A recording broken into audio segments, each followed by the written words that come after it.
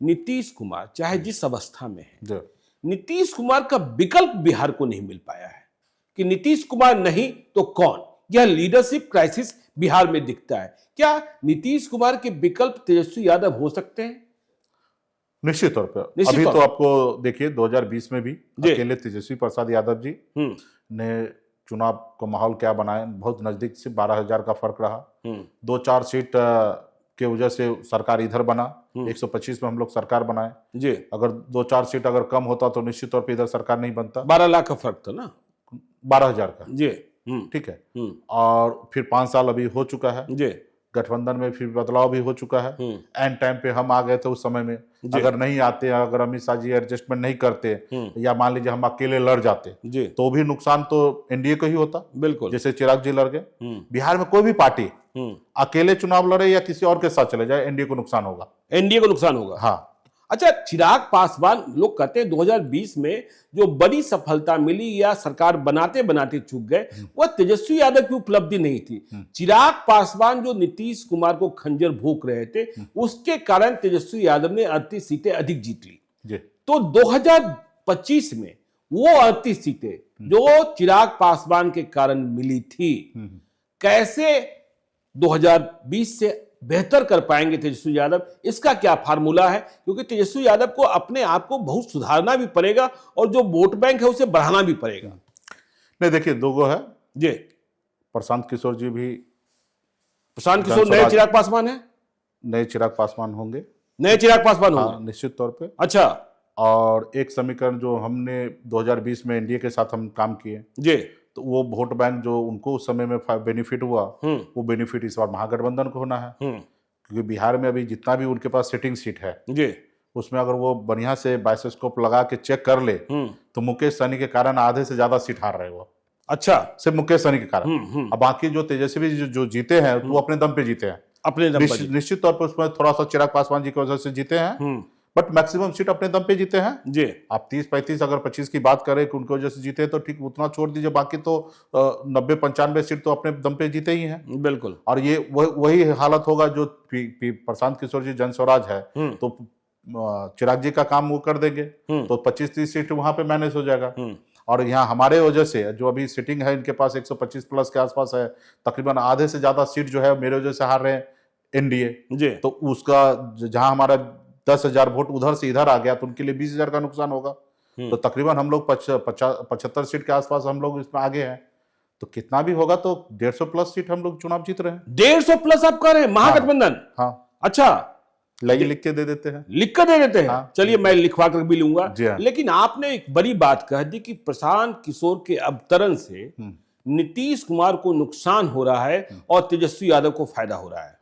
निश्चित तौर पर बहुत सारे मंत्री हैं वो बोल रहे हैं, हाँ, कैमरा के सामने तो नहीं बोलेंगे, तो हमसे मिलते हैं, बात करते हैं। अच्छा, वो मानते हैं हाँ, कि जहां प्रशांत किशोर जी लड़ेंगे हाँ, तो जहां बीजेपी लड़ेंगे तो वहां ज्यादा नुकसान नहीं होगा एनडीए को। लेकिन जहां मांझी जी लड़ेंगे, चाहे चिराग जी लड़ेंगे, चाहे नीतीश जी लड़ेंगे, तो वहां पे प्रशांत किशोर का जो कैंडिडेट होगा उनको थोड़ा सा वोट जो है उनको मिल जाएगा विशेष जी, ठीक है। और वो कई ऐसे सीट होगा जो प्रशांत किशोर जी के कारण हारेंगे, मतलब जदयू हार जाएगा, हम यानी कि एनडीए हारेंगे।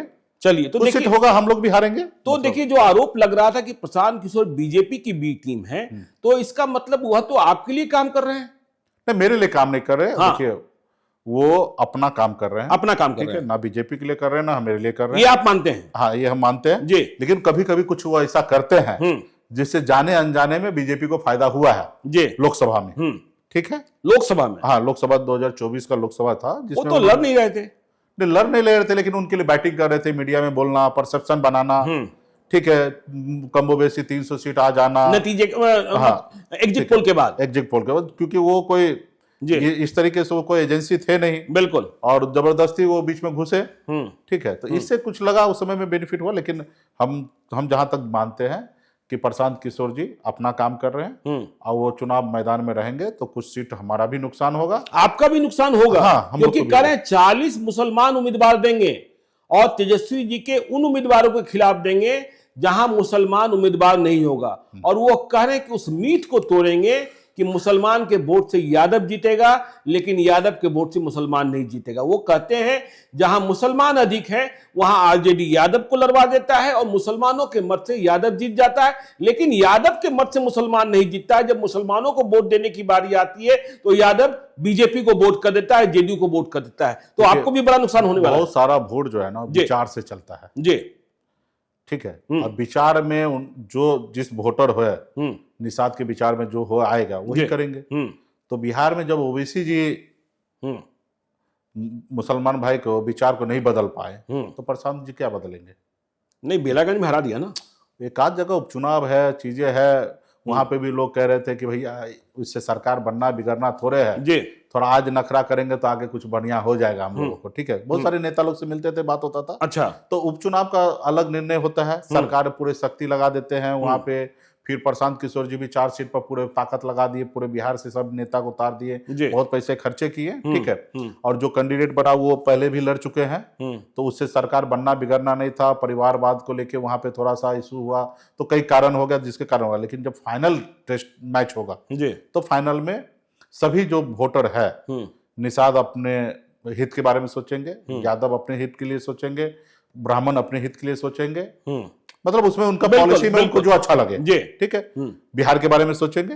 तो सब अपना अपना वोट बिहार में जो है ना 80% वोट है ना क्लियर है कि हमको कहाँ रहना है।